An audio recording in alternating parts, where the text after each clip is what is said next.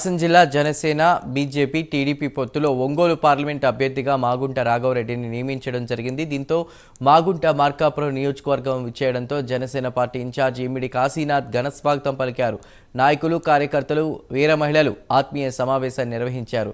ఈ సందర్భంగా కాశీనాథ్ మాట్లాడుతూ పశ్చిమ ప్రకాశంలోనే అత్యంత వెనుకబడిన పశ్చిమ ప్రకాశం అయిన మార్కాపురం ప్రాంతాన్ని ప్రత్యేక శ్రద్ధతో అభివృద్ధి చేయాలని టీడీపీ ఎంపీ అభ్యర్థి రాఘవరెడ్డికి సూచించారు. అలానే మాగుంట కుటుంబానికి అన్ని పార్టీలలో అభిమానం, ఆప్యాయతలు మెండుగా ఉన్నాయంటూ అత్యధిక మెజార్టీతో గెలవడం ఖాయమని అన్నారు. జనసేన, బీజేపీ, టీడీపీ పొత్తులతో అధికారం తప్పక వస్తుందని మాగుంట రాఘవరెడ్డికి భరోసా ఇచ్చారు. జనసేన కార్యాలయానికి మాగుంట రాఘవరెడ్డి రాకతో జన సైనికులు అధిక సంఖ్యలో కార్యాలయానికి తరలివచ్చారు. ఈ కార్యక్రమంలో జనసేన రాష్ట్ర అధికార ప్రతినిధి రాయపాటి అరుణ, పెద్ద ఎత్తున జన సైనికులు పాల్గొన్నారు.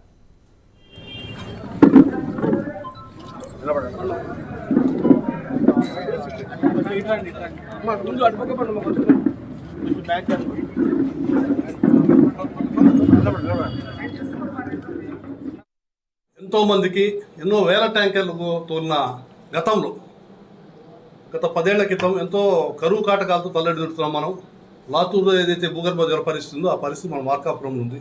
అటువంటి పరిస్థితుల్లో మాగుంట కుటుంబం మేమున్నామంటూ ఒంగోలు జిల్లానే కాక పశ్చిమ ప్రాంతం మీద ప్రత్యేక దృష్టి పెట్టి ఎంతో ఉన్నతంగా ఈ యొక్క ప్రాంత దహాత్యం చేసిన మనుషులు వాళ్ళు.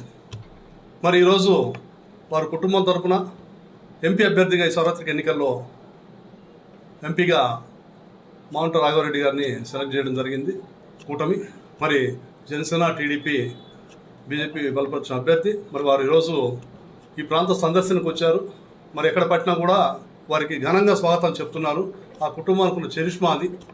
మరి వారిని గణనీయంగా మంచి ఓట్ బ్యాంక్తో మనం అందరూ ఆదరించాలని కోరుకుంటా ఉన్నాం. అట్లాగే ఈరోజు ఈ ప్రాంత పరిస్థితులు మీరు చూస్తే మనకు ముఖ్యంగా వెలుగొండ ప్రాజెక్ట్ ఒకటి, జిల్లా ఆవశ్యకత ఒకటి, మన పశ్చిమ ప్రసాద్ మార్కాపురం జిల్లా చేయాలని ఒక కాన్సెప్ట్ తోటి ఎన్నో రోజులుగా, ఎన్నో ఏళ్ళుగా మనం ధర్నాలు చేస్తూ ఉన్నాం, ప్రభుత్వంతో పోరాడుతున్నాం.